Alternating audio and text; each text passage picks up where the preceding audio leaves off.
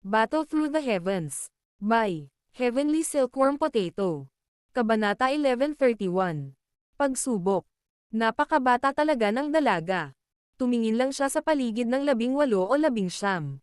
Maliit ang kanyang maselang katawan habang ang kanyang magandang mukha ay namutla. Sa hitsura nito, tila siya ay nasa isang sakit na kalagayan. Siyempre, ang nakaakit sa mga mata ni Xiaoyan ay hindi ang panlabas na anyo ng dalagang ito. Sa halip, iyon ang hugis bilog na badge sa kanyang dibdib. Nakita niya ang badge na ito sa misteryosong Snow White na karwahe nang dumating siya sa Holy Pill City. Kaya naman, naunawaan niya na ang badge na ito ay ang clan badge ng Dan Clan, isa sa 5 dakilang clan ng Pill Region. Ikaw, ayos ka lang ba? Ay nalalayan ng dalaga ang sarili sa kanyang mga paa gamit ang kanyang mga kamay. Nahihiyang sumulyap siya kay Xiaoyan at mahinang nagtanong. Lumipat lang ang isip ni Xiaoyan mula sa badge ng Dan Clan nang marinig ang boses ng dalaga. Gulat na napatingin ang mga mata niya sa dalagang nasa harapan niya. Ang nakakakilabot na eksena kanina ay naging dahilan ng pagtibok ng kanyang puso sa mga sandaling ito. Kanina, malinaw niyang naramdaman ang isang kakaibang puwersa ng pagsipsip na lumabas mula sa loob ng katawan ng dalagang ito. Sa ilalim ng lakas ng pagsipsip, kahit ang kanyang kaluluwa ay hindi makalaban ngunit ipakita ang nakakatakot na mga palatandaan ng pagsipsip. Hinimas ni Xiaoyan ang kanyang kamay. Muli siyang umatras nang walang nakakapansin. Ang dalagang ito ay maaaring lumitaw na 17 o 18, ngunit naglabas siya ng kakaiba. Bukod dito, siya ay isang tao mula sa angkan ng Dan, na pinananatiling napakababa ng profile. Nagdulot ito kay Xiaoyan na hindi sinasadyang maging mas maingat. Ayos lang ako. Ang binibini ay nagpakawala lamang ng malumanay na buntong hininga matapos makitang umiling si Xiaoyan. Gayunpaman, medyo kakaiba ang kanyang tingin nang tumingin siya kay Xiaoyan. Tila medyo nagulat siya na mananatiling maayos si Xiaoyan kahit na nahawakan siya. Iyon. Pasensya na. Iniwas ng dalaga ang kanyang mga mata sa mukha ni Xiaoyan at humingi ng tawad sa kanya. Pagkatapos nito, tumalikod siya at nagmamadaling umalis nang hindi naghihintay na sumagot si Xiaoyan. Sumanib siya sa daloy ng tao at nawala. Hindi sinasadyang nagsalubong ang mga kilay ni Xiaoyan nang makita niyang umalis ang dalaga, na ang bawat kilos nito ay naglalabas ng kakaiba. Malabo niyang naramdaman na ang dalagang ito ay hindi simple. Xiaoyan, sumunod ka sa akin. Biglang tumunog ang boses ni Yezong sa tabi ng tenga ni Xiaoyan habang siya ay malalim ang iniisip. Nagmamadaling nakabawi si Xiaoyan. Tiningnan niya ang nakasimangot na si Yezong, na lumakad sa tabi niya, at nagtanong. Pwede ba tayong pumasok? Tumanggaw si Yezong. Saglit siyang nag-alinlangan at sinabing. Gumamit ako ng ilang koneksyon na maaaring magpapahintulot sa iyo na gumamit ng isang espesyal na silid ng eksaminasyon. Gayunpaman, may ilang iba pang tao sa silid ng pagsusulit na iyon ngayon. Sa aking palagay, marahil ay dapat tayong pumunta bukas. Tiningnan ni Xiaoyan ang medyo madilim na ekspresyon ni Yezong. Tinaas niya ang kanyang kilay at nagtanong. Sila ba ang ibang mga angkan? Nagulat si Yezong nang marinig ito. Mapait siyang ngumiti, tumanggo, at bumantong hininga. Nagkataon na narito rin ang angkan ng Bai at ang angkan ng Qiu para kumuha ng pagsusulit. Noong nakaraan, ang dalawang angkan na ito ay pinigilan ng angkan ng Ye. Ngayong nabagok na nila ang mga bagay-bagay ng may labis na kahirapan, natural na silang kumilos na parang maliliit na lalaki na lasing sa kanilang tagumpay. Sa tuwing nagkikita kami, sinasamantala nila ako para kutsain. Ang matandang mukha kong ito ay ayos lang, ngunit natatakot ako na baka magbitaw sila ng mga masasakit na salita sa iyo. Ngumiti si Xiaoyan. Tinapik niya ang mga balikat ni Yezong at sinabing. Dumating na tayo. Huwag mong sabihin sa akin na dapat tayong bumalik na walang dala. Saglit na nag-alinlangan si Yezong nang marinig si Xiaoyan. Nakayuko lang siya habang sinabing. Sige. Dapat kang umarte na parang hindi mo sila narinig kahit ano pa ang sabihin nila. Lumingon si Yezong pagkatapos sabihin ito. Naglakad siya sa isang espesyal na landas. Sumunod si Xiaoyan malapit sa likod. Matagumpay na nakapasok ang dalawa sa espesyal na daanan sa harap ng maraming nagulat na mga mata sa kanilang paligid. Dumaan sila sa medyo madilim na daanan bago biglang bumungad sa kanila ang isang maliwanag na liwanag. Sinundan ni na Xiaoyan at Yezong ang ilaw pasulong. Isang napakaluwang na kwarto ang agad na bumungad sa mga mata nilang dalawa. Napakaluwag ng kwartong ito. Isa pa, sobrang tahimik. Walang kahit katiting na ingay mula sa labas ng mundo ang naipadala sa lugar na ito. Sa sandaling ito, mayroong halos 10 dagdag na tao ang nakatayo sa silid. Ang lahat ng kanilang mga mata ay nakapos kay Xiaoyan at Yezong sa sandaling ito. Hihihi. Elder Yezong. Ito ay hindi inaasahan na ikaw ay nagdala ng isang tao upang kumuha ng pagsusulit. Mukhang alam din ng ibang mga tao na ito ay isang medyo nakakahiyang pagkakamali. Bago pa makapagsalita sina Xiaoyan at Yezong pagkatapos nilang pumasok sa silid, isang nakakatalam na tawa ang napawi. Hindi nagbago ang ekspresyon ni Xiaoyan. Sinundan ng tingin niya ang boses at nakita ang isang matandang babae na nakasuot ng kulay abo. Punong-puno ng dilaw na ngipin ang nakabuka niyang bibig habang nakikita ang pangungutya sa kanyang mga mata habang nakatingin sa kanilang dalawa. May 3 nakaputing mga kabataang lalaki na nakatayo sa likuran ng matandang babae na nakasuot ng kulay abo. 2 lalaki at 1 babae. Ang ganda ng itsura nilang 3 lalo na yung babaeng nakaputi. Siya ay may isang matangkad, magandang katawan na sexy at maayos. Ito ay nagtataglay ng isang malaking halaga ng pang-akit. Ang mga mata ng 2 lalaki sa kanyang tabi ay patuloy na huminto sa mga bahagi ng kanyang katawan. May nagninangas na init at kasakiman sa kanilang mga mata. Ang babaeng nakaputing damit ay nagpakita ng sobrang lamig. Ang kanyang magagandang mata ay dumaan kina Xiaoyan at Yezong, at ang kanyang mga mata ay naglalaman ng pang-aalipusta at pangungutya na hindi niya maitago.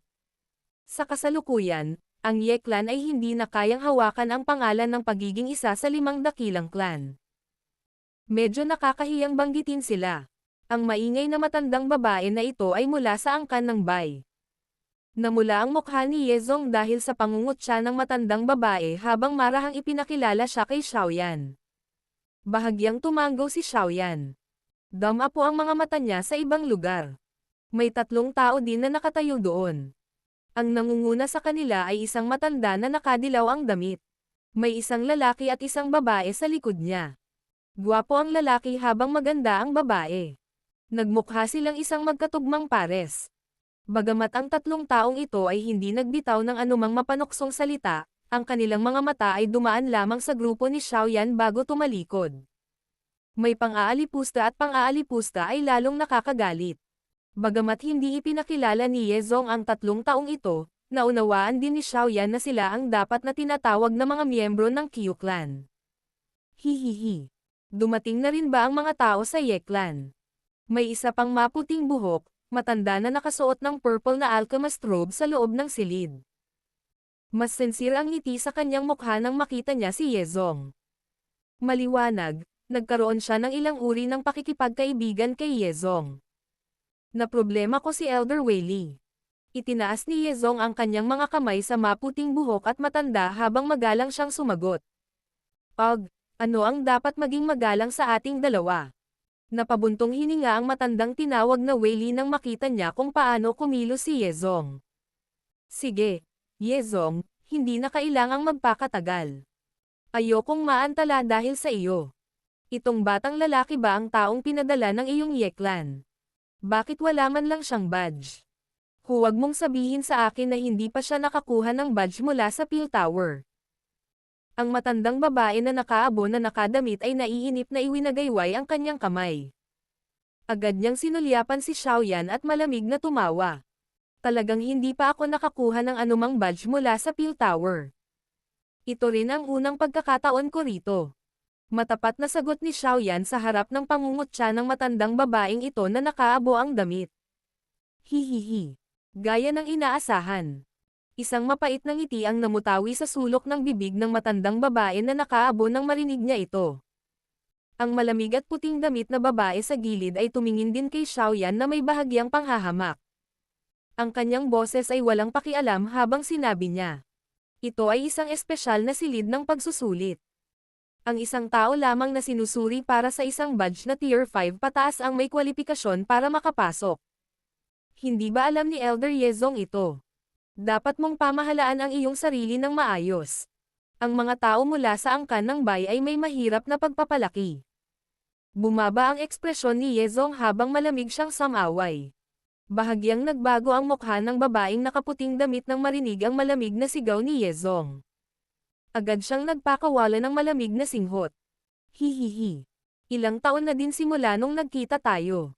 Yezong, lumalala na talaga ang ugali mo. Gayunpaman, kung ang iyong Ye-clan ay hindi makapasok sa nangungunang tatlong sa pagsusulit na ito, malamang na kailanganin mong isuko ang iyong posisyon bilang isa sa 5 dakilang angkan. Nanunuya ang matandang babae na nakasuot ng kulay abo. Sige, ito ang Holypeel City. Hindi ito teritoryo ng sarili mong angkan. Kung mayroon kang anumang pagtutol, maaari kang pumunta sa ibang mga lugar upang kumuha ng pagsusulit. Ang maputing buhok at matandang iyon ay sumimangot sa sandaling ito at nagsalita sa malalim na boses. Naging mas tahimik ang silid matapos marinig ng lahat ang maputing buhok at matanda na nagsalita. Susunod kami sa utos ng pagdating. Q-clan, ikaw muna ang kukuha ng pagsusulit. Ang mga mata ng maputing buhok at matandang lalaki ay bumaling sa 3 tao mula sa angkan ng Q na hindi sumali sa usapan. Mahinang nagsalita siya sa kanila. Ang lalaki at babae sa likod ng matanda mula sa angkan ng Q ay mabilis na humakbang pasulong nang marinig ito. Ikino nila ang kanilang mga kamay nang may paggalang sa maputing buhok, matanda. Anong tier badge ang inihahanda ninyong dalawa na kunin? Ang maputing buhok at matandang lalaki ay nagpunas ng mga mata sa kanila habang siya ay random na nagtanong. Tier 6 middle grade. Napataas ang kilay ng maputing buhok at matandang lalaki sa narinig. Napatingin siya sa dalawa na may pagtataka. Itinuring na napakahusay na magawang kumuha ng pagsusulit para sa Tier 6 na middle grade sa edad na ito. Tila nagkaroon ng talento ang angkan ng Q na ito sa mga taong ito. Dapat maghintay kayong 2 sandali. Pupunta kayo sa Zuan Gate maya-maya. Natural na may susubok sa inyo sa loob. Itinuro ng maputing buhok, matanda ang pangalawa sa 4 na pinto mula sa kaliwa habang itinuro niya sa kanila. Tumango ang lalaking ito at babaeng may magandang hitsura at umatras. Nagpalitan sila ng tingin sa isa't isa, mukhang mayabang. Ang sorpresa ng maputing buhok, matandang lalaki ay naging dahilan upang sila ay makaramdam ng lubos na kasiyahan. Bai Clan. Ang 2 lalaki sa likod ng nakaabo at matandang babae ang unang humakbang pagkatapos makita ang mga mata ng maputing buhok at matandang lalaki na lumingon sa kanila. Sinabi nila sa isang malinaw at malakas na boses. Tier 6 middle grade. Medyo malakas ang boses ng dalawang ito. Naging sanhi ito ng pagbabago ng ekspresyon ng lalaki at babae mula sa angkan ng Q kanina. Isang mahinang ungol ang agad na lumabas sa kanilang mga butas ng ilong. Dahan-daang humakbang paarap sa kanilang dalawa ang malamig puti at nakadamit na babaeng iyon at sinabing. Tier 6, High Guard. Bahagyang nagbago ang ekspresyon ng matandang lalaki mula sa angkan ng Q nang marinig ito habang ang nakakulay-kulay, matandang babae ay nagpakita ng mapagmataas na ngiti sa kanyang mukha. Hindi masama. Dahan-daang tumango ang maputing buhok at matandang lalaki. Ang Bai Clan na ito ay puno ng talento. Kung ikukumpara sa Ye-clan. Napabuntong hininga sa kanyang puso ang maputing buhok at matanda nang maisip niya ito. Bumaling ang kanyang mga mata kay Yezong habang sinasabi niya. Yezong. Ikaw na. Lahat ng mga tingin sa loob ng silid ay agad na napunta kay Xiaoyan matapos ang kanyang mga salita ay tumunog. Bakas sa kanilang mga mata ang mahinang pang-aalipusta. Ang Ye-clan ay nawalan ng maraming mukha sa mga taong ito. Dahan-dahang humakbang pasulong si Xiaoyan sa harap ng maraming titig. Sinulyapan niya ang maputing buhok, matanda at nagtanong. Ano ang pinakamataas na antas na maaari kong suriin sa lugar na ito? Nagulat ang maputing buhok at matanda nang marinig niya ito habang ang iba ay nagpakawala ng mapanoksong tawa. Tier 7 middle grade. Ito ang limitasyon na maaari kong suriin dito dahil ang matandang ito ay nasa Tier 7 low grade lang. Aling tier test ang gusto mong kunin? Dahan-daang tumango si Xiaoyan at random na nagsalita. Kung ganoon, Tier 7 Middle Grade. Agad na tumigil ang pangungutya sa loob ng silid nang tumunog ang mga salitang ito. Battle Through the Heavens. Kabanata 1132. Tier 7 Middle Grade Alchemist. Ang kapaligiran sa loob ng silid ay naging kakaibang tahimik dahil sa naunang pangungusap ni Xiaoyan. Natigilan ang kanilang mga mata habang nakatingin kay Xiaoyan. Ilang sandali pa bago nawala ang pagkabigla at dahan-daang napalitan ng panunuya. Hihihi. Yezong, kailan pa nagsimulang maglaro ng ganitong klaseng taktika ang mga miyembro mo ng Ye Clan? Ito ang punto ng pagsubok ng Peel Tower. Hindi ito ang testing area ng iyong Ye Clan. Malamig na tumawa ang nakaabo na matandang babae pagkatapos na siya ang unang gumaling. Ang tatlong binata at babae mula sa angkan ng bay sa kanyang tabi ay ibinaling ang kanilang mapanuksong mga mata kay Xiaoyan pagkatapos umalangaw-ngaw ang malamig na tawa ng matandang babae. Parang nanonood sila ng palabas. Wala sa kanila ang naniniwala na ang munting lalaking ito, na hindi pa nakarating sa Peel Tower, ay magkakaroon ng kwalifikasyon na kumuha ng pagsusulit para sa isang Tier 7 Middle Grade Alchemist Badge. Bagamat ang tatlong tao mula sa angkan ng Qiu ay hindi tumawa tulad ng angkan ng Bai, ang kanilang mga mata ay dumaan kay Xiaoyan na may kaunting pagdududa. Maliwanag, naisip din nila na ang maliit na batang ito ay nambobola. Hindi ka papayagan ng lugar na ito na magbiro. Sigurado ka bang gusto mong kunin ang pagsusulit para sa isang badge ng Tier 7 Middle Grade? Ang maputing buhok at matandang lalaki ay nagpakita rin ng pagkagulat sa kanyang mga mata habang nakatingin kay Xiaoyan. Agad na naging mataimtim ang kanyang ekspresyon habang nagtatanong sa malalim na boses. Habang nagsasalita ang maputing buhok, matandang lalaki, lumingon din ang kanyang mga mata kay Yezong sa tabi ni Xiaoyan. Ang pagkabigla sa kanyang puso ay hindi sinasadyang naging mas matindi nang makita ang bahagyang ngiti sa mukha ni Yezing. Talaga bang nagtataglay ng gayong kakayahan ang munting lalaking ito? Napakabatang Tier 7 Alchemist. Ito ay medyo hindi kapanipaniwala. Oo, patuloy na tumanggaw si Xiaoyan nang marinig ang malalim na boses ng maputing buhok, matanda. Agad niyang pinagsalikop ang kanyang mga kamay at nagtanong. Abalahin ko si Elder Han. Maaari ko bang malaman kung anong mga hakbang ang kailangan para makapag-test para sa isang Tier 7 Middle Grade Alchemist? Ang ekspresyon ng maputing buhok at matandang lalaki ay naging seryoso rin matapos marinig ang pagpupumilit ni Xiaoyan. Kung hindi tanga si Xiaoyan, hindi niya gagamitin ang pagsubok na ito para hanapin ang sarili niyang kahihiyan sa ganoong sitwasyon. Kahit na ganito ang nangyari, talagang nakaramdam siya ng kawalang paniwala sa kanyang puso. Dahil pinilit mo, gagawin namin ang sinabi mo. Sana, hindi ka nagbibiro. Bukod pa rito, maaari mo na lang akong tawaging Deacon Han. Hindi ako karapat-dapat sa titulong Elder. Dahan-daang tumanggo si Han Li habang sumagot. Chi. Ngumiti si Xiaoyan at tumanggo. Gayunpaman, isang tawa ang narinig mula sa gilid. Ibinaling niya ang kanyang tingin, tanging nakita niya ang malamig na babae mula sa angkan ng Bai. Ang sulok ng kanyang bibig ay naglalaman ng malamig na pangungutya. Malinaw, hinamak niya ang mga aksyon ni Xiaoyan. Ayon sa normal na mga pangyayari, siya ang sinusubok para sa pinakamataas na antas sa mga naruroon. Siya ang natural na magiging pinaka-nakakasilaw na tao sa loob ng espesyal na silid ng pagsusulit na ito. Gayunpaman, ang ganitong sitwasyon kung saan siya ang sentro ng atensyon ay nasira ng random na kaguluhan ni Xiaoyan. Ang kanyang puso ay natural na medyo hindi nasisiyahan. Higit pa rito, sa kanyang puso, naramdaman niya na sinusubukan ni Xiaoyan na kumilos ng dakila sa pamamagitan ng pagkuha ng pagsusulit para sa Tier 7 Middle Grade Badge.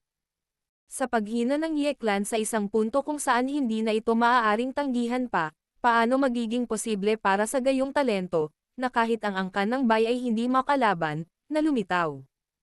Napangiti lang si Xiaoyan sa mukha ng isang babae na puno ng paghamak. Ang naranasan niya ay malayo sa naiisip ng babaeng ito, na lubos na hinahangad sa loob ng angkan. Ang kanyang mental state ay hindi maaapektuhan ng ganitong uri ng childish na puot at panghahamak sa kanya. Dahil nakapagdesisyon na ang lahat, dapat na nating simulan. Ikinaway ni Han Li ang kanyang kamay. Pagkatapos nito, itinuro niya ang 4 na pinto sa likod niya. Ang bawat isa sa apat na pintong ito ay may kanya-kanyang sinaunang salita sa itaas nila. Sila ay Tian, Di, Zuan, Huang. Ang mga kumukuha ng pagsusulit para sa Tier 6 middle grade ay dapat pumasok sa Zuan Room. Ang nakakuha ng mataas na grade ay dapat pumasok sa D Room. Bumaling ang tingin ni Han Li kay Xiaoyan pagkatapos sabihin ang mga salitang iyon. Sinabi niya, "Ikaw naman, hihintayin mong matapos ang kanilang pagsusulit.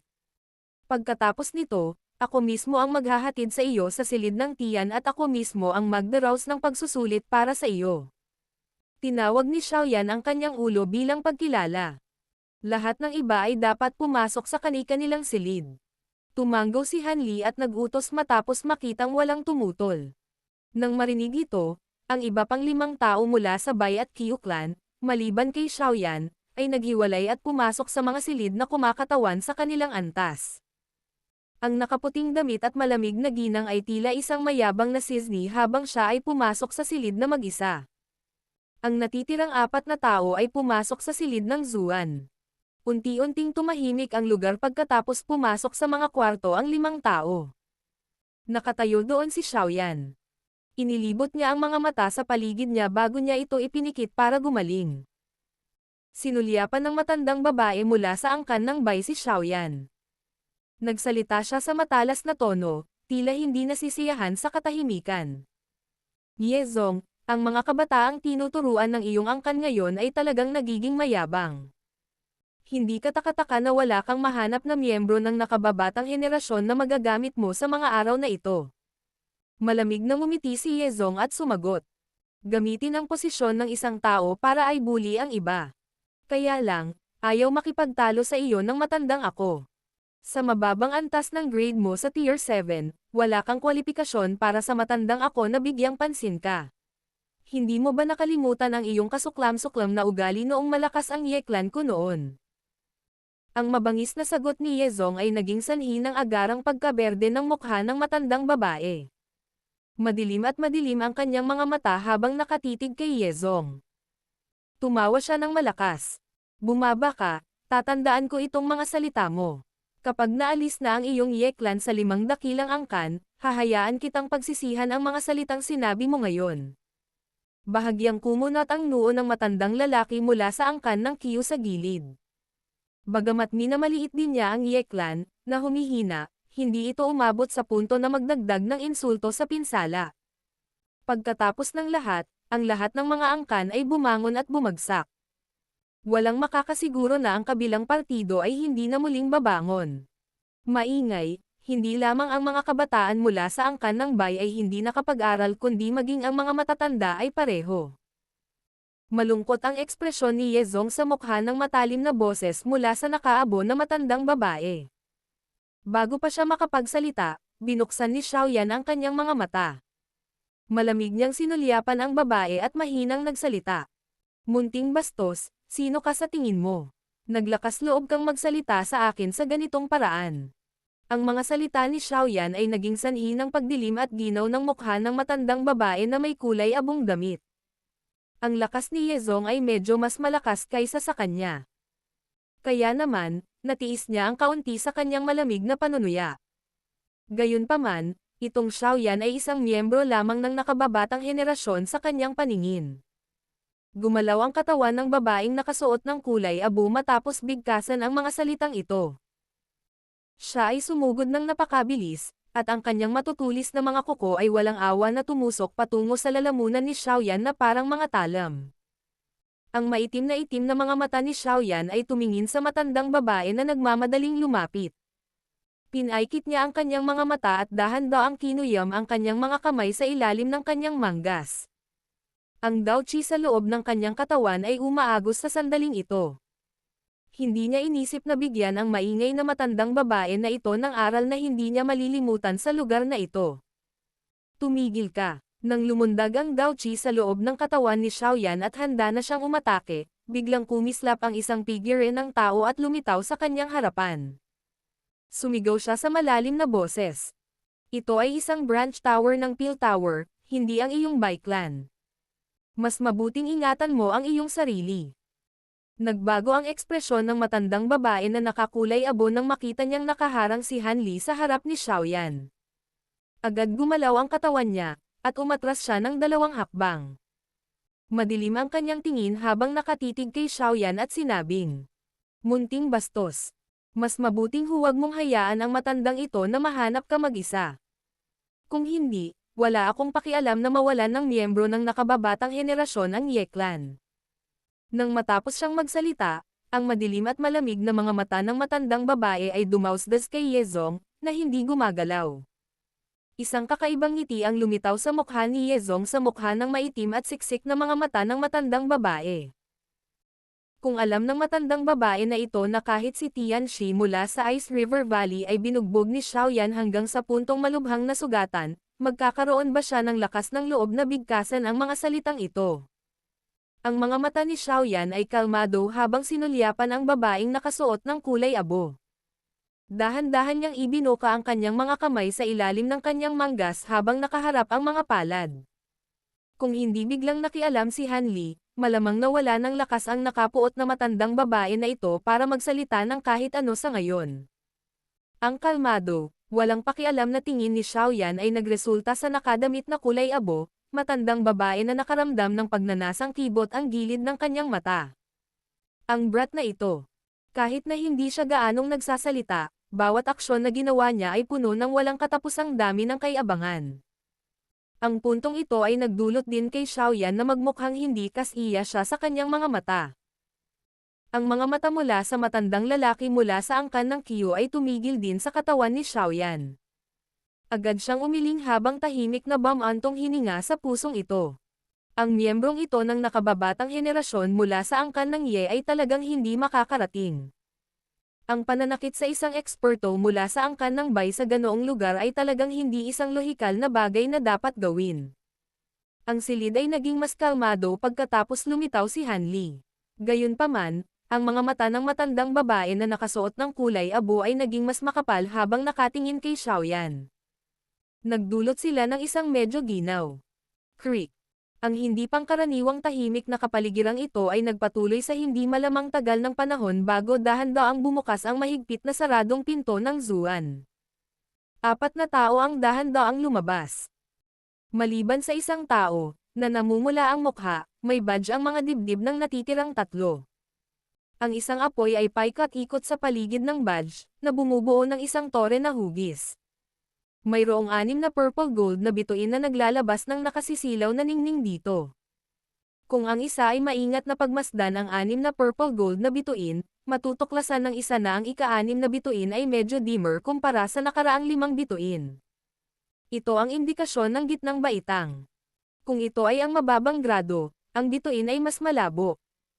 Gayunpaman, kung ito ay ang mataas na grado, ang bituin ay magiging kasing liwanag ng iba pang mga bituin. Natapos na ang Tier 6 Middle Grade Test. 2 tao mula sa angkan ng Qiu ang pumasa habang ang isang tao mula sa angkan ng Bai ang pumasa. Napatingin si Han Li sa kanilang 4 bago dahan-daang nagsalita. Isang ngiti ang lumitaw sa mukha ng matandang lalaki mula sa angkan ng Qiu nang marinig ito habang nakakunot ang noo ng matandang babae na nakasuot ng kulay abo. Marahas niyang sinimulan ang lalaking hindi pumasa sa pagsusulit. Di nagtagal pagkatapos tumunog ang mga salitang ito mula kay Han Li, dahan-daang bumukas ang pinto ng di na mahigpit na nakasara. Isang babaeng nakaputing damit ang dahan-daang lumabas na may mga yabang na yabag. Ang kanyang makapal na dibdib ay may kumikislap na badge. May 6 na matangkad na purple gold na bituin sa ibabaw nito. Tier 6 mataas na grado. Tapos na ang pagsusulit para sa Tier 6 high grade. Lumipas na ang Bai Clan. Ang anunsyo ni Han Li ay nagpalawak ng mayabang na ngiti sa babaeng nakaputing damit. Naramdaman niya ang mga nakakainggit na titig at ang kanyang vanity ay lubos na nasiyahan. Lumakad ang malamig na babae sa gilid ng matandang babae na nakasuot ng kulay abo. Ang kanyang mga mata ay tumitig kay Xiaoyan ng may labis na interes. Gusto niya talagang makita kung paano niya hahayaan ang kanyang grand act na matapos. Susunod ay ang Tier 7 Middle Grade Test. Ako mismo ang magsasagawa ng pagsusulit. Sundan mo ako. Ang mga tingin ni Han Li ay medyo walang magawa habang sinulyapan niya si Xiaoyan, na tila walang pakialam sa simula. Umiling siya at naglakad papuntang Tian examination room. Hindi nag-atubili si Xiaoyan nang makitang paalis si Han Li. Sinundan niya si Han Li at ang dalawa sa kanila ay dahan-dahang nawala sa isang silid sa harap ng maraming mga titig. Maaaring natapos na ng grupo ng matandang babae ang nakaabo na damit, ngunit hindi sila agad umalis. Sa halip, ang kanilang mga mata ay nagpahayag ng pangungutya habang sila ay nakatitig kay Yezong at tumatawa sa madilim na paraan. Chi. Gusto kong manatili at tingnan kung ang brat na iyon ay mayroon pa ring kakila-kilabot na bibig kapag siya ay bumagsak sa pagsusulit. Yezong, mukhang mawawalan ka na naman ng mukha ngayon. Battle Through the Heavens. Kabanata 1133. Pagtuturo ng isang aralin. Inilagay ni Yezong ang kanyang mga kamay sa kanyang likuran sa harap ng pangungutya ng matandang babae na nakaabo habang hinihintay niya ang huling resulta ng pagsusulit. Isa pang kalahating oras ang lumipas bago ang mahigpit na saradong pinto ng tiyan ay dahan-daang bumukas na may bahagyang paglangit-ngit. Naagaw ang atensyon ng lahat ng tao sa kwarto nang makitang sa wakas ay nagkaroon na ng reaksyon. Pagkatapos nito ay agad na tumutok ang kanilang mga mata sa pintuan. Isang puting buhok ang dahan-dahang lumabas nang mabuksan ang pinto. Sa sandaling ito, si Han Li ay nakakunot ang kanyang mga kilay. Umiling siya at mahinang bumantong hininga. Agad na bumungad ang saya sa mukha ng matandang babae na may kulay abong damit nang makita niya kung paano kumilos si Han Li. Pagkatapos nito, lumingon ang kanyang mga mata sa lugar sa likod ni Han Li. Unti-unting lumilitaw ang payat na figure ni Xiaoyan sa lugar na iyon. Lahat ng tingin sa loob ng kwarto ay agad na huminto sa kanyang dibdib nang siya ay lumitaw. Ang lugar na iyon ay kasalukuyang walang laman. Hihihi. Isang mapanuksong ekspresyon ang mabilis na bumungad sa mukha ng matandang babae na may kulay abo na damit pagkatapos niyang hindi makita ang anumang badge sa dibdib ni Xiaoyan. Isang mapagmataas na tawa ang hindi sinasadyang lumabas sa kanyang lalamunan. Itinaas din ng nakaputing damit, malamig na babae sa gilid ng matandang babae na nakasuot ng kulay abo ang sulok ng kanyang bibig. Dahan-dahan siyang umiling. Ang taong ito ay talagang isang payaso na alam lamang kung paano kumilos ng mahusay. Nakakatuwa na kalahating araw na talaga siyang naghintay dito, umiling din ang matandang iyon mula sa angkan ng Qiu. May kaunting awa ang kanyang mga mata habang sinusulyapan niya si Yezong. Mukhang tapos na talaga itong Yeklan. Napakunot noo lang si Yezong sa mukha ng mga titig sa loob ng silid na puno ng iba't ibang emosyon. Gayunpaman, ang kanyang ekspresyon ay hindi kasing putla gaya ng inaakala ng iba. Malinaw na alam niya ang kakayahan ni Xiaoyan. Bagamat hindi siya nang ahas na sabihin na daang porsyento siyang kumpiyansa na makukuha ni Xiaoyan ang isang Tier 7 Middle Grade Alchemist Badge, siya ay, sa pinakakaunti, 80% tiwala. Bukod dito, sa pagtingin sa ekspresyon ni Xiaoyan, mukhang hindi iyon ng isang taong nabigo. Hihihi. Ang basura ay basura. Kahit anong tumalon, magiging payaso lang ang isa. Tapos na ang Yeklan. Umalangaw-ngaw sa loob ng silid ang nakakatang na tawa ng matandang babae na nakasuot ng kulay abo. Ang kagalakan sa kanyang puso nang makitang nabigo si Xiaoyan ay talagang hindi isang bagay na maaaring ilarawan sa pamamagitan lamang ng mga salita.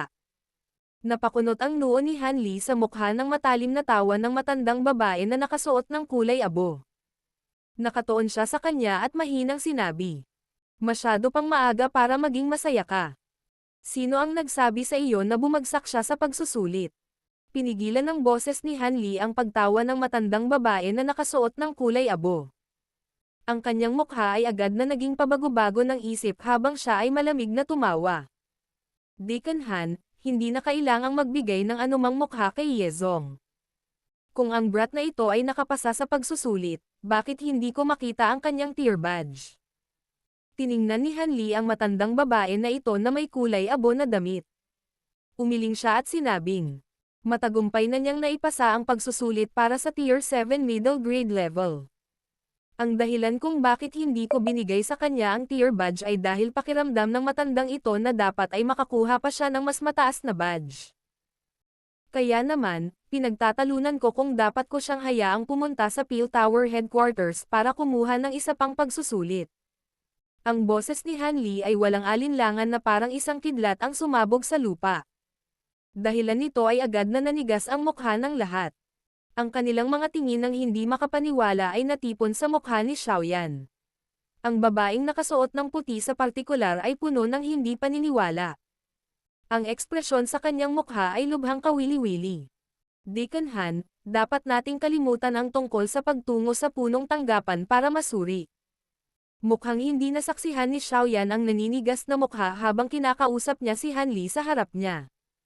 Nagulat si Han Li nang marinig ito. Nakayuko lang siya habang naglalabas ng nakakasilaw na badge mula sa kanyang storage ring. Pagkatapos nito, magalang niyang ibinigay ito kay Xiaoyan. Ngumiti siya at sinabing, "Dahil pinilit mo, gagawin namin ang sinabi mo. Kung may oras ka, ipinapayo ko sa iyo na magtungo sa Peel Tower para masuri. Naniniwala ako na taglay mo iyon." Random na binaligtad ni Xiaoyan ang badge matapos itong matanggap. Ang badge na ito ay madilim na may sigla. May nagninangas na apoy sa badge. Isang napakalaking tore ang nasa loob ng apoy. Ang tore ay may 7 lilang gintong matangkad na bituin sa ibabaw nito. Gayunpaman, ang ika-7 bituin ay medyo dimmer kaysa sa iba. Maraming mga tingin sa loob ng silid ang nagulat habang nakatingin sila sa nakasisilaw na badge na pinaikot-ikot ni Xiaoyan sa kanyang kamay. Agad na tumahimik ang silid. Tier 7 gitnang baitang.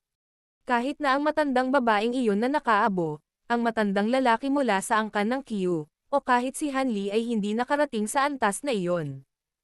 Ngayon, gayunpaman. Ang badge na ito na kumakatawan sa kaluwalhatian ay napunta sa mga kamay ni Xiaoyan, na tila isang napakabata na lalaki. Napuno ng mga ngiti ang mukha ni Yezong. Hinimas-himas niya ang kanyang balbas, lalo na nang makita niya ang mga kawili-wiling ekspresyon ng naka-gray na matandang babae at ng iba pa. Ang saya na mahirap ilarawan ay lumabas sa kanyang puso. Mula nang bumagsak ang angkan ng Ye, matagal na niyang hindi nakita ang mga taong ito na nagpahayag ng gayong mga ekspresyon. Pabago-bago ng isip ang mukha ng matandang babae na nakaabo habang tinitingnan ang badge sa kamay ni Xiaoyan. Pagkaraan ng ilang sandali, sa wakas ay hindi na niya napigil ang magsalita.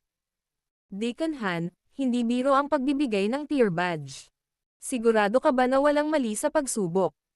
Bumagsak ang ekspresyon ni Han Li nang marinig ang kanyang mga salita. Tanong niya. Nagdududa ka ba na pinakialaman ito ng matandang ito? Nagmamadaling ngumiti ang matandang babae na nakasuot ng kulay abo nang makita ang nalulumbay na mukha ni Han Li. Paano ako maglalakas loob? Gayunpaman, nahihirapan akong ang Ye Clan, na tumanggi sa ganoong sukat, ay makakagawa ng isang batang tier 7 alchemist. Unti-unti ding nakabawi ang babaeng nakaputi sa tabi ng matandang babae na nakasuot ng kulay abo. Ang kanyang mga mata ay komplikado at kakaiba habang sinusulyapan niya si Xiaoyan. Ang kanyang paghamak ay ganap na nawala sa sandaling ito. Bagamat siya ay nasa tier 6 high-grade level, malinaw na naunawaan niya kung anong uri ng malaking agwat sa pagitan niya at ng isang tier 7 alchemist. Bukod dito, itong Xiaoyan ay isang tier 7 middle-grade alchemist. Sa ilalim ng tier 7 middle-grade alchemist badge na ito, ang lahat ng kanyang pagmamataas ay hindi man lang dapat banggitin. Ang isang taong kinukutya nila mula pa noong una ay nakatanggap ng resulta ng pagsusulit na higit pa sa kanila. Ito ay katumbas ng pagbibigay sa kanilang lahat ng isang mahigpit na sampal sa kanilang mga mukha, na nagdulot sa kanila ng matinding sakit. Hihihi. Ano ba ang dapat ipagmalaki? Isa lang siyang tier 7 middle grade alchemist. Hindi ako naniniwala na may iligtas niya ang iyong Ye Clan. Hindi napigilan ng matandang babae na nakaabo ang pananamit matapos makita ang ngiti sa mukha ni Yezong. Gayunpaman, hindi niya naramdaman ang kanyang mga salita na naglalaman ng isang kakaibang siksik na asim. Tara na. Ang matandang babae na nakaabo na nakadamit ay hindi nagnanais na manatili ng mas mahaba pagkatapos na maging Asian State ng Tier 7 Middle Grade Badge. Nagpakawala siya ng malamig na sigaw, tumalikod, at umalis. Maghintay. Nakatalikod ang matandang babae na nakakulay abo nang biglang may mahinang boses. Tumigil ang mga yabag niya nang lumingon siya. Ang kanyang mga mata ay naglalaman ng isang malamig na ngiti habang nakatingin kay Xiaoyan at Sin Aban. Brat, balak mo bang makita ang matandang ito? Kakasabi mo lang na basura ako, tama ba? May bahagyang ngiti sa mukha ni Xiaoyan habang tinitignan niya ang matandang babae na nakasuot ng kulay abo. Mahinang tanong niya. Pinaikit ng matandang babae ang kulay abo na damit.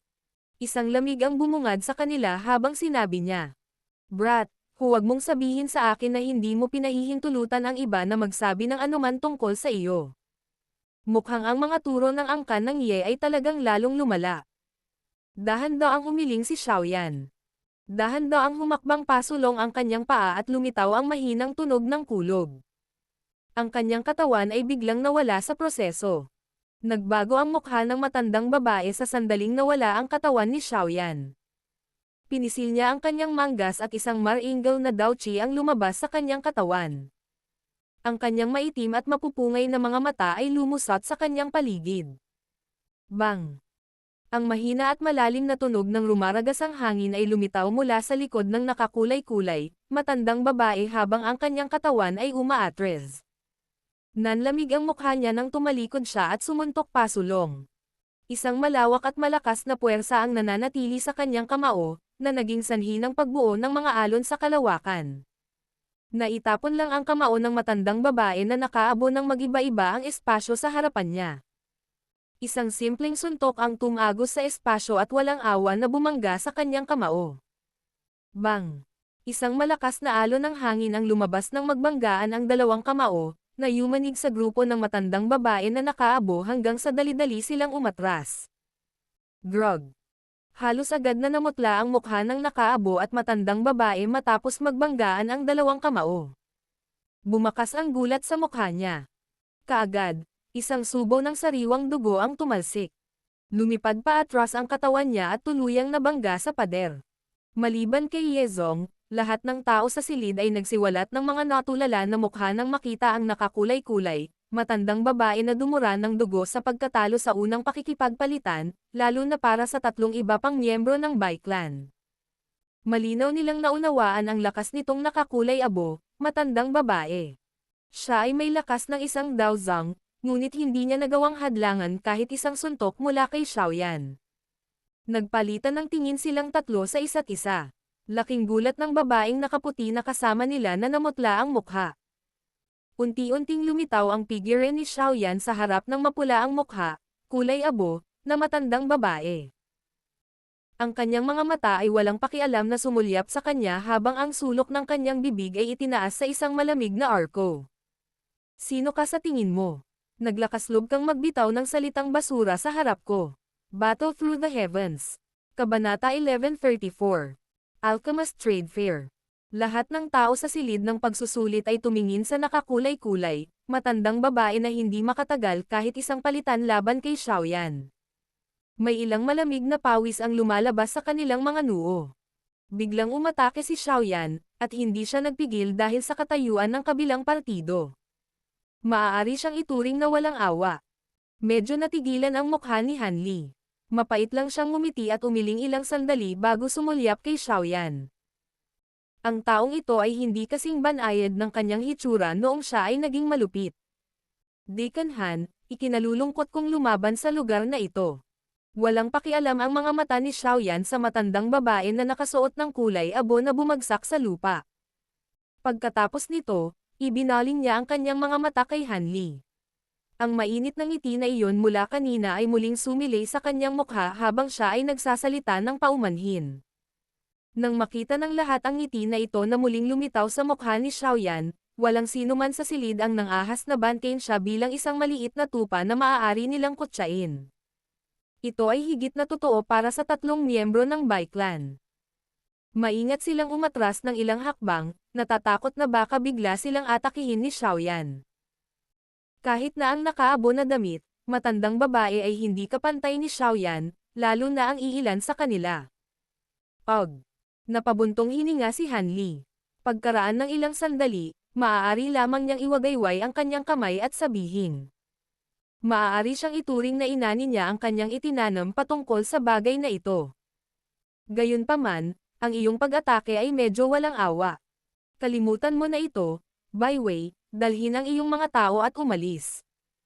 Ang nakaputing damit at malamig na ginang ay nakatikom ang kanyang mga pilak na ngipin nang marinig ito. Medyo natakot ang kanyang mga mata habang sinulyapan si Xiaoyan. Pinamunuan niya ang dalawa pang miyembro ng Bai Clan.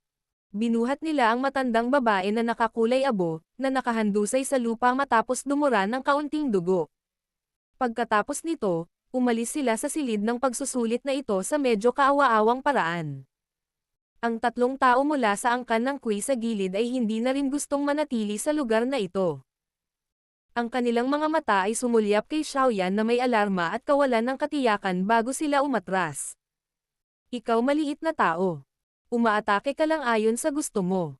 Bagamat nakakaramdam ako ng labis na kaganhawahan sa aking puso, ang Bai Clan ay tiyak na hindi hahayaang magpahinga ang bagay na ito sa hinaharap. Hindi napigilan ni Yezong ang pag-iling matapos makita ang iba na umalis na may pagkadismaya. Ngumiti si Xiaoyan at sumagot. Ayos lang. Kung gusto ng Bai Clan na makatagpo ako, kailangan ko lang silang samahan. Hihihi. Mukhang ang angkan ng Ye ay lubos na kumpiyansa na makapasa sa pagsusulit sa pagkakataong ito. Yezong, binabati kita. Dahan-daang humakbang si Han Li, itinaas ang kanyang kamay kay Yezong, at bumati ng nakangiti. Hiramin ko ang iyong mapalad na mga salita. Gayunpaman, kapag nangyari ang bagay na ito, maaaring magpadala ang Bai Clan ng isang eksperto kapag nagsimula na ang pagsubok sa 5 dakilang angkan. Ang kanilang intensyon ay pilitin ang ating Ye Clan na lumabas sa nangungunang 3 pwesto. Mapait na tumawa si Yezong. Oo, may ganitong posibilidad. Matagal nang hindi nagustuhan ng Bai Clan ang iyong Ye Clan. Siguradong hindi sila magpipigil kung makakadagdag sila ng insulto sa pinsala. Bahagyang sumimangot din si Han Li at tumango. Sinabi niya, sa pagkakaalam ko, ang pinakanamumukod tanging tao sa mga nakababatang henerasyon ng angkan ng Bai ay isang binata na nagngangalang Bai Ying.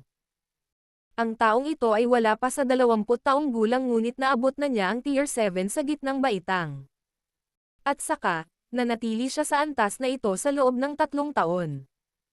Kung ang angkan ng Bai ang magpadala sa kanya, malamang na mahirap ang iyong Ye na makapasok sa nangungunang 3. Bai Ying. Nabalitaan ko na ang taong ito. Siya ay maaaring ituring na isang taong nagtataglay ng napakaraming talento sa pagpapadalisay sa medisina. Kahit si Cao Dan mula sa angkan ng Cao ay mas mahirap kaysa sa kanya. Medyo solemn na ang ekspresyon ni Yezong.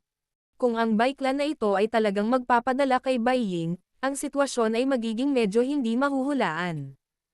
Maliban sa Ye Clan, ang iba pang 4 na dakilang clan sa 5 dakilang clan ay pambihira. Hindi sila nagkukulang ng mga talento na maihahambing kay Cao Dan sa mga tuntunin ng pagpipino ng tableta.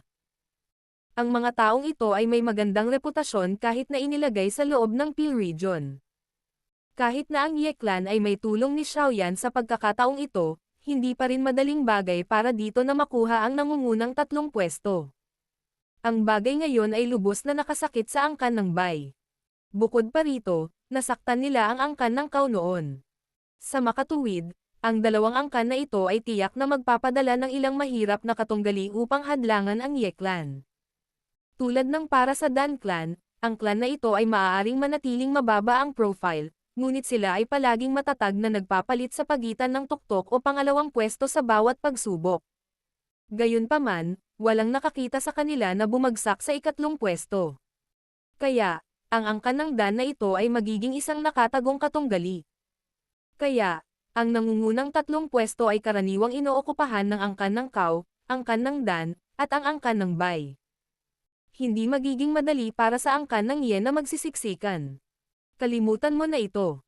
Hindi na kailangang magkaroon ng ganoong sakit sa ulo.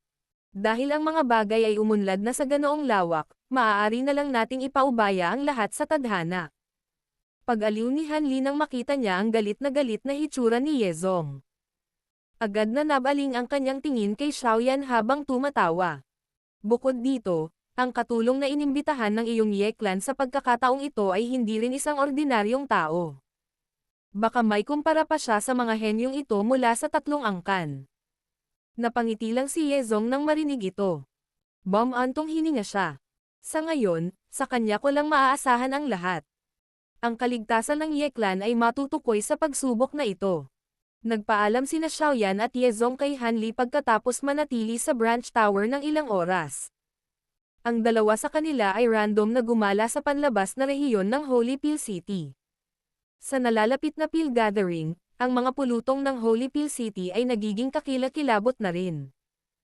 Araw man o gabi, napakaingay ng buong lungsod na maaaring yumanig ang kalangitan. Bukod dito, sa pagtaas ng trapiko ng tao, lahat ng uri ng tao ay natural na magkakahalo sa kanila. Nagsimula ring kumalat ang ilang kakaibang bagay sa lugar na ito. Walang kulang sa mga tunay na kayamanan sa kanila. Siyempre, ito ay mangyayari lamang kung ang paningin ng isa ay sapat na mabuti. Sa wakas ay pinigilan ni Ye Zong si Xiaoyan, na gustong magpatuloy sa paggala, nang unti-unting dumidilim ang kalangitan. Kalimutan mo na ito. Kung gusto mong maghanap ng mga kayamanan, ang Alchemist Trade Fair na gaganapin sa susunod na araw ay tunay na magiging eye-opener para sa iyo. Ang mga bagay doon ay halos hindi pangkaraniwan. Kung ikaw ay mapalad, maaari ka pang makakuha ng hindi inaasahang kayamanan. Walang magawang tumanggo si Xiaoyan matapos marinig ang mga salita ni Ye Zong. Noon, random niyang nakuha ang Skyfire 3 Mysterious Change mula sa isang trade fair. Sa kasamaang palad, tila sa kasalukuyan ay hindi siya nagtataglay ng gayong swerte. Pinangunahan ni Ye Zong silang dalawa palabas ng trade area matapos makitang nawala ang isip ni Xiaoyan. Pagkatapos nito, nagmamadali silang bumalik sa angkan ng Ye. Unti-unting kumalat ang gabi sa kalangitan at muling tinakpan ang Holy Pill City.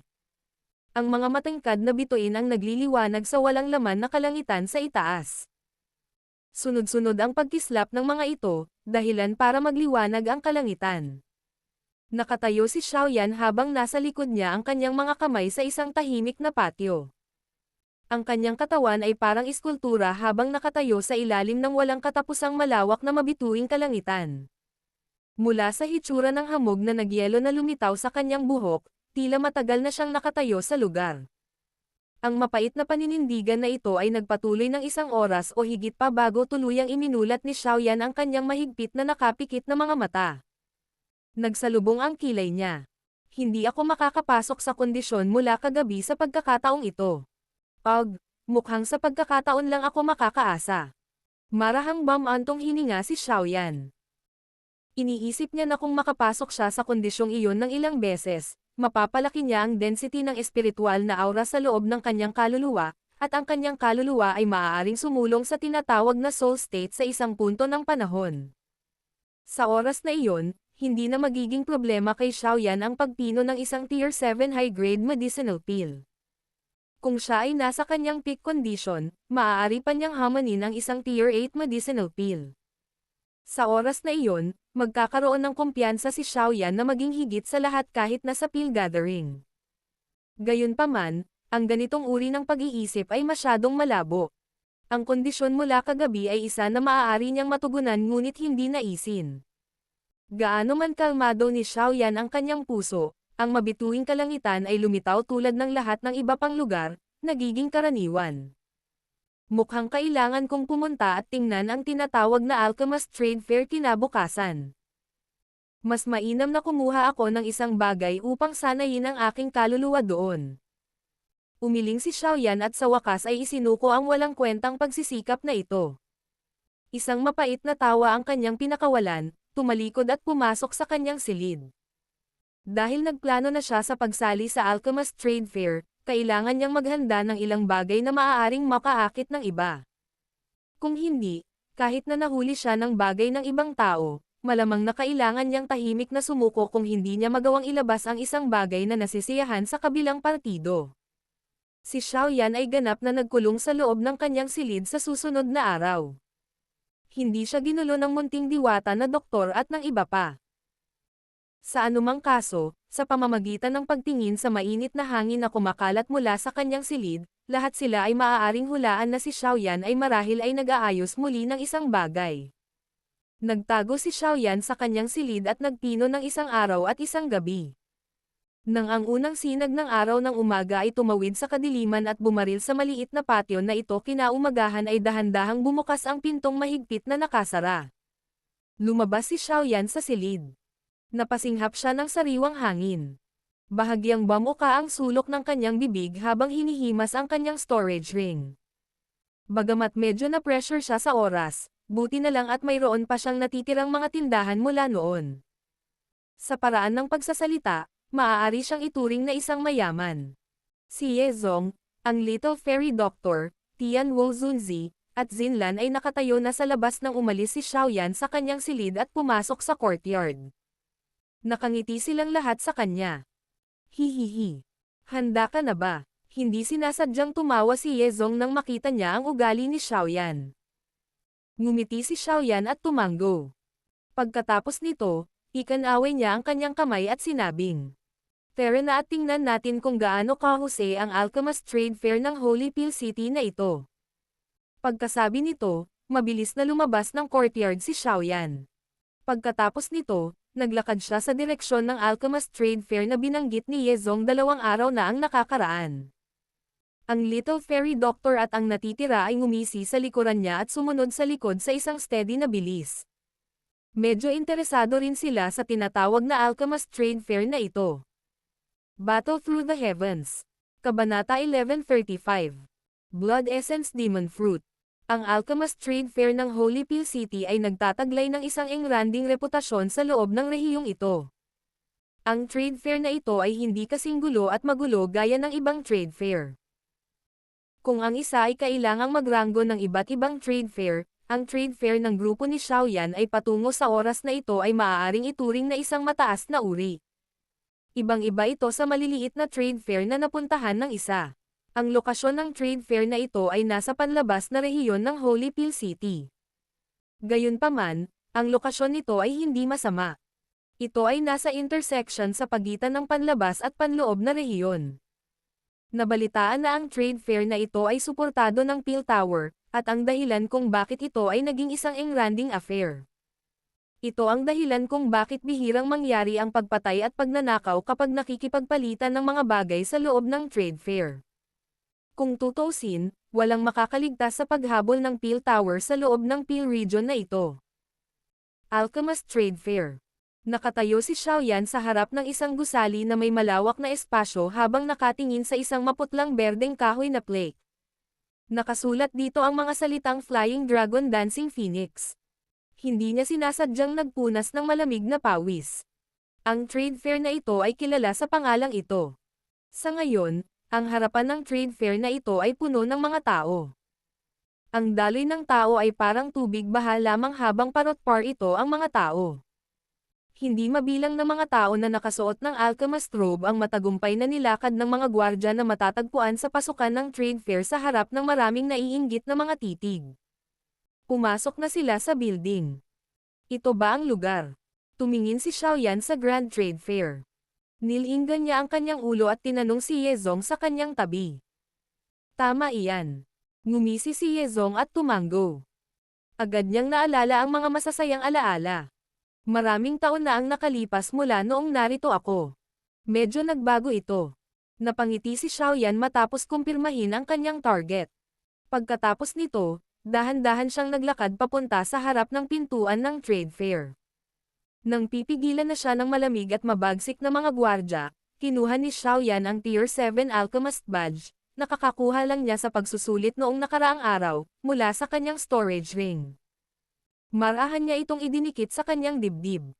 Ang mga mabagsik na gwardya ay dahan-daang umatras nang makita ang badge sa dibdib ni Xiaoyan. Pagkatapos nito, yumuko sila sa kanya. Ayon sa mga alituntunin ng Alchemist Trade Fair na ito, ang mga alchemist na Tier 7 pataas ay pinapayagang magdala ng ilang kasama. Kaya naman, hindi napigilan si Zinlan at ang iba pa. Sa halip, pinayagan silang sundan si Xiaoyan sa maluwag na pintuan sa harapan. May maluwag at malamig na daanan sa likod ng malaking pinto. Matagumpay na nakarating ang grupo ni Xiaoyan. Pagkatapos nito, isang umuusok na ingay ang biglang bumungad sa kanila, na pumasok sa kanilang mga tainga. Lumipat ang mga mata ni Xiaoyan sa paligid niya habang nakatayo siya sa labasan ng daanan. Isang napakalawak na bulwagan ang lumitaw sa kanyang harapan. Maraming maayos na mga platapormang bato ang naruroon sa loob ng malaking bulwagan, na tila mga nagtitinda sa kalye. May ilang tao na tila mga nagtitinda na nakaupo sa likod ng mga stone platform. Nagmukha silang tamad at hindi katulad ng negosyante. Siyempre, hindi sila mga negosyante. Nakakatakot ang mga tao sa loob ng malaking bulwagan. Bukod dito, karamihan sa kanila ay nakasuot ng mga damit ng mga alchemist. Maliwanag, sila ay mga alchemist. Napakaraming alchemist ang lumalangoy sa maluwag na bulwagan na ito. Paminsan-minsan, humihinto sila at maingat na pinagmamasdan ang ilan sa mga bagay na inilagay sa mga platapormang bato.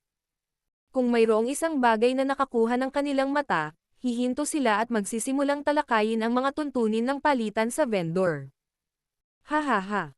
Ang Alchemist Trade Fair na ito ay nahahati din sa mga rehiyon na may iba't ibang grado. Ito ay rehiyon lamang ng ikatlong baitang. Ang rehiyon ng ikalawang baitang ay nasa ikalawang palapag habang ang rehiyon ng unang baitang ay isa sa pinakamataas na palapag. Gayunpaman, may mga kondisyon na dapat matugunan upang makapasok sa mga lugar sa itaas. Tumawa si Yezong sa likod ni Xiaoyan. Dapat maabot ng isa ang antas ng isang Tier 6 na alchemist upang makapasok sa ikalawang palapag habang ang isa ay dapat, kahit papaano, maabot ang ikapitong baitang o maging sa klase ng Dao Zun upang makapasok sa ikatlong palapag. Dahan-daang tumanggaw si Xiaoyan at ngumiti habang sinasabi. Tingnan natin ang paligid at tingnan kung may makikita tayong maganda.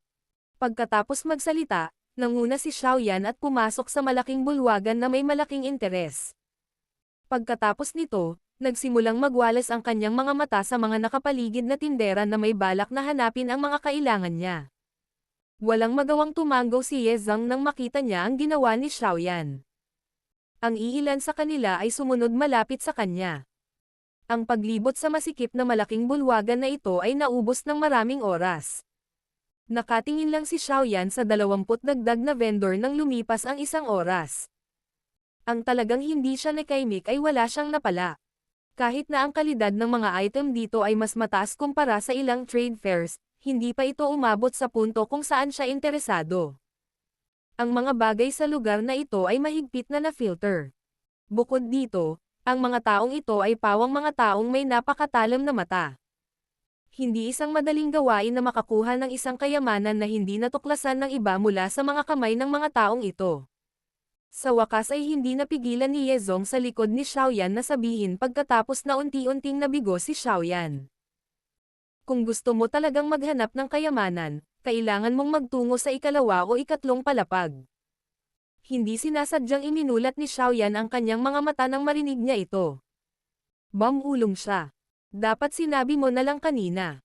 Paano kita may istorbo kung sobrang nasasabik ka? Tara na. Pupunta muna tayo sa ikalawang palapag. Umiling si Yezong. Pagkatapos nito, itinuro niya ang direksyon na patungo sa ikalawang palapag. Tumanggaw si Xiaoyan at sumunod. Sa kwalifikasyon ng grupo ni Xiaoyan, natural na hindi problema para sa kanila na tumungo sa pangalawang follow. Bagamat medyo nahirapan ito tungkol kay Xinlan, saglit na nag-atubili ang mga gwardya, ngunit pagkatapos nilang makita ang Tier 7 middle grade badge sa dibdib ni Xiaoyan, pinayagan nila ang lahat. Nabawasan ng husto ang ingay pagkarating nila sa ikalawang palapag. Medyo malaki rin ang sukat ng ikalawang palapag. Natakpan ng mga maliliwanag na kristal ang sahig, na nagbibigay ng makinis, parang salamin na ibabaw. Nagdulot ito ng bahagyang pagkasilaw sa isa na tumingin dito. Napakaraming kristal na plataporma ang naruroon sa kristal na sahig. Masasabi ng isang tao na ang mga bagay sa kristal na platform na ito ay may mas mahusay na kalidad kaysa sa mga nasa ibaba sa isang sulyap lamang mula sa malayo.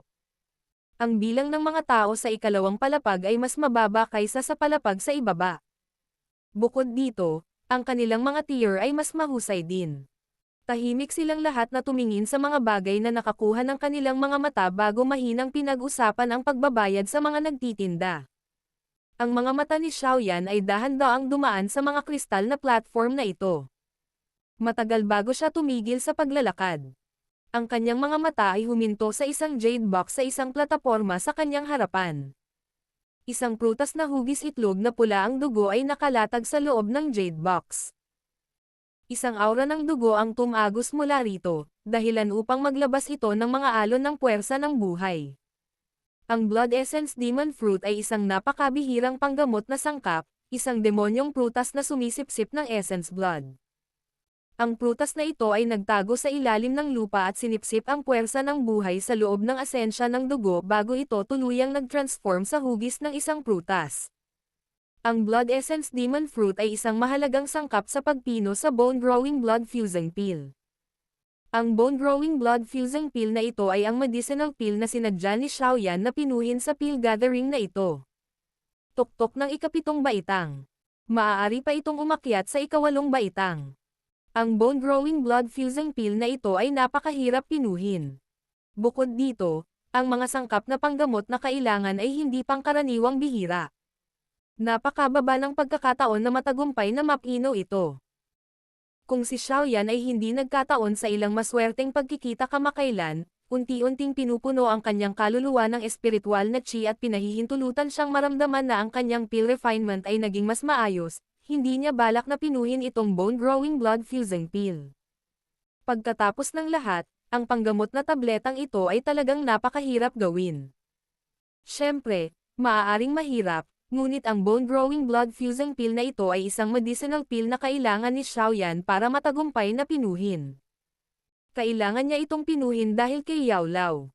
Kapag nailigtas niya si Yao Lao sa hinaharap, kakailanganin niyang lutisin ang isyo ng kanyang katawan. Ang pagpino ng katawan ay mangangailangan ng bone-growing blood fusing pill. Si Yao Lao ay hindi Tian Wu Zunzi.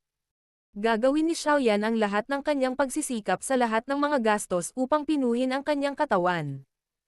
Tanging ang bone-growing blood fusing pill ang magbibigay daan sa katawan na maging perpekto. Ang pagpino sa bone-growing blood fusing pill ay mangangailangan ng tatlong pangunahing sangkap. Sila ang Blood Essence Demon Fruit, 10,000-year-old green spiritual vine, at Snowbone Ginseng. Ang tatlong uri ng sangkap na ito ay kailangang ihanda ng lahat. Hanggang ngayon, nakita lang ni Xiaoyan itong Blood Essence Demon Fruit sa harap niya. Hindi pa niya nakuha ang dalawa pang sangkap. Ang mga ganitong pambihirang sangkap na panggamot ay mga bagay na kahit ang Yeklan ay hindi taglay. Nilaibat ng mga mata ni Xiaoyan ang pulang dugo na prutas sa loob ng Jade Box, isang madugong aura ang tumagos dito. Agad na nabaling ang kanyang mga mata sa nagtitinda sa likod ng stone platform. Isa siyang matanda na nakasuot ng pulang damit. Isang badge ng tier 6 ang nasa dibdib ng matanda na ito. Hihihi. Itong mister, may nakapansin ba sa iyo? Ang puso ng matanda na nakasuot ng pulang damit ay natigilan nang makita niya ang badge sa dibdib ni Xiaoyan. Pagkatapos nito, pinagsalikop niya ang kanyang mga kamay at nagsalita ng may magalang na ngiti. Paano mo gustong ipagpalit ang bagay na ito? Hindi na nagpatagal pa si Xiaoyan. Itinuro niya ang Blood Essence Demon Fruit at nakangiting nagtanong. Hihihi. Ito ang Blood Essence Demon Fruit. Malinaw na naunawaan ng matandang ito na nakasuot ng pulang damit ang bagay na ibebenta niya. Nagawa niyang ibunyag ang pinanggalingan nito. Ang mga taong maaaring magbenta ng mga bagay dito ay may paningin na hindi mas mahina kaysa kay Xiaoyan. Malamang na dapat malaman ni Mister ang pambihira nitong Blood Essence Demon Fruit. Gagamitin ito ng isa kapag nililinis ang ilang tier 7 high-grade medicinal pill. Ngumiti ang matandang lalaki na may pulang damit. Hinaplos niya ang kanyang balbas at sinabing, gusto ng matandang ito na gamitin itong Blood Essence Demon Fruit para ipagpalit sa tier 7 middle grade medicinal formula na hindi pa na-practice ng matandang ito dati. Nagtaas ng kilay si Xiaoyan. Bahagya siyang tumawa. Marunong ka talagang magbiro. Maaaring bihira ang Blood Essence Demon Fruit na ito, ngunit ang tier 7 middle grade medicinal formula ay hindi mabibili ng salapi. Sino ang kukuha ng isa at ipapalit sa iyo? Bagamat si Xiaoyan ay nagtataglay ng maraming high-tier medicinal formula na naiwan ni Yao Lao, hindi ito nangangahulugan na maaari niyang walang takot at random na gastusin ang mga ito. Ang Blood Essence Demon Fruit ay talagang mahalaga, ngunit ito ay malayo sa kakayahang tumugma sa isang tier 7 middle grade medicinal formula. Higit pa rito, ang formula ng panggamot na ito ay dapat isa na hindi kailanman nasanay ng kabilang partido. Medyo nahiya ang mga mata ng matanda na nakasuot ng pulang damit. Alam niyang sobra ang hinihingi niya. Gayunpaman, tumanggi siyang umatras. Kung tutuusin, alam niya na ang Blood Essence Demon Fruit ang pinakamahalaga at mahalagang bagay sa mga bagay na nasa harapan niya. Umiling si Xiaoyan nang makita niya ang matanda na may pulang damit na tumangging ibaba ang kanyang presyo. Tumalikod siya at inutusan si Zinlan. Pupunta muna tayo sa itaas na palapag at titingin sa paligid. Hindi ka maaaring pumunta doon, kaya dapat manatili ka na lang dito. Humanap ng lugar at sabihin na gusto mong bumili ng Blood Essence Demon Fruit, 10,000-year-old green spiritual vine, at snowbone ginseng. Ang mga kondisyon para sa pagbili ng mga ito ay fully refined tier 7 na gamot. Tumanggaw si Zinlan nang marinig niya ang kanyang mga salita. Matapos italaga sa kanya ang gawaing ito, ibinaling ni Xiaoyan ang kanyang ulo sa matanda na may pulang damit habang mahinang sinabi nito. Ito ang presyong itatakda kung ipapalit sa Blood Essence Demon Fruit. Nasa iyo kung gusto mong palitan ito. Kung pinag-isipan mo ito, maaari kang pumunta at hanapin siya. Hindi pinansin ni Xiaoyan ang nakasimangot na ekspresyon ng matanda na may pulang damit pagkatapos magsalita. Tumalikod siya at naglakad papunta sa pinakataas na palapag. Isang tier 7 middle grade medicinal pill kapalit ng isang medicinal ingredient. Ito ay medyo magandang presyo. Masyadong tamad si Xiaoyan na magsabi ng anumang hindi kinakailangang salita sa matandang ito kung hindi niya tatanggapin ang alok na ito.